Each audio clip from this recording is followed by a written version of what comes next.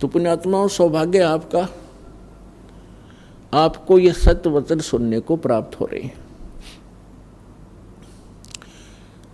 पूरा विश्व और असंख्य ब्रह्मांड में जितने भी प्राणी हैं, ये सभी कबीर परमात्मा के बच्चे हैं।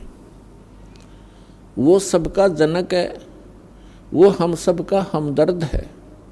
हमारे दुखों को वही सुन सकता है और वही निवारण करने योग्य है।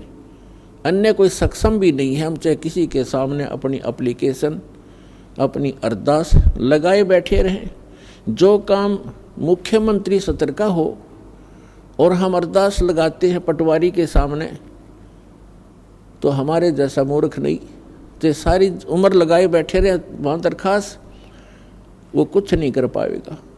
तो जिन भगवानों की, जिन देवी देवताओं की हम पूजा किया करते थे, जिनसे हम अपने सुख की डिमांड किया करते थे, वो सुख दे ही नहीं सकते।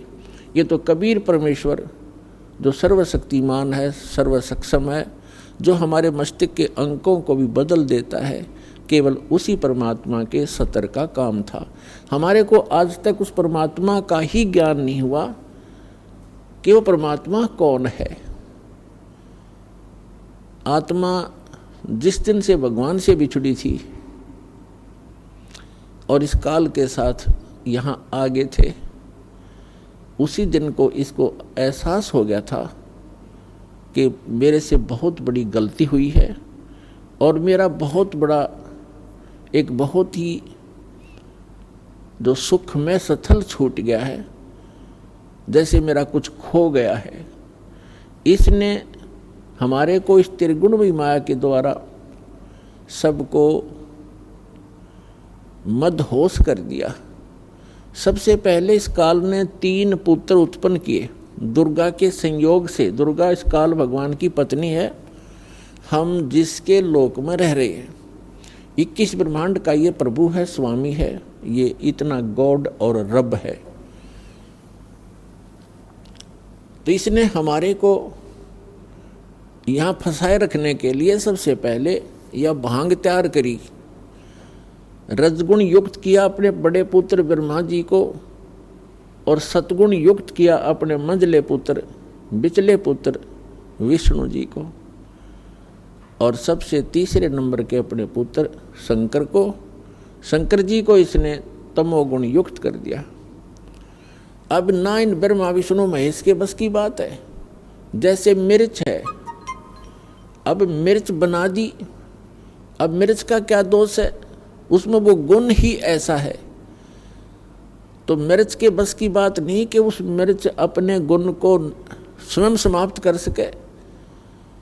इसी प्रकार ये तीनों देवता भले ही अपने लोकों में रहते हैं, ऊपर के ऊपर अपनी इनकी तीनों की अलग से राजधानियां हैं, वहाँ से बैठकर ये 3 लोक के प्राणियों को, पृथ्वी लोक, ऊपर स्वर्ग लोक और नीचे पाताल लोक के, इन तीनों लोकों के प्राणियों को ये प्रभावित कर रहे हैं। ये इनके इंचार्ज बना रखे हैं। ये 3 मंत्री समझो, एक एक विभाग के, रजोगुण विभाग के ब्रह्मा जी, सतोगुण विभाग के विष्णु जी और तमोगुण विभाग के ये शंकर जी। अब जैसे रसोई के अंदर मिर्चों का छोंक लगाया जाता है, मूल वस्तु साकार रूप में रसोई के अंदर है मिर्च और सब्जी, और उस मिर्चों की वहाँ से निकली हुई वो सूक्ष्म तरंग, उसका जो प्रभाव अन्य कक्षों में, अन्य रूम्स में बैठे हुए प्राणियों को, घर के सदस्यों को भी प्रभावित कर रही है और उनको छींकें आनी शुरू हो जाती हैं। तो उन व्यक्तियों की बस की बात नहीं कि वे छींकों को रोक सकें। तो पुण्यात्माओं, आप और हमको, इंक्लूडिंग ब्रह्मा विष्णु महेश जी को, इस काल भगवान ने हमारे को विवश करके यहाँ रखा हुआ है। ये ब्रह्मा विष्णु महेश जी के शरीरों से वो किरण निकलती हैं, वो तरंगें निकलती हैं, और हम 3 लोक के प्राणियों को वो छींकें आ रही हैं। कौन कौन सी छींकें हैं? काम, क्रोध, मोह, लोभ, अहंकार की।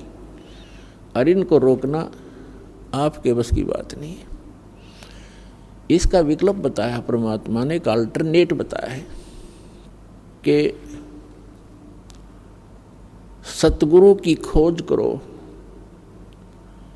और सतगुरु कौन होगा, सतगुरु की पहचान क्या होगी, ये हमारे सभी सदग्रंथ भी बताते हैं। सतगुरु की सबसे पहली पहचान बताई है कबीर परमात्मा जी ने अपनी प्यारी आत्मा धर्मदास जी को, कि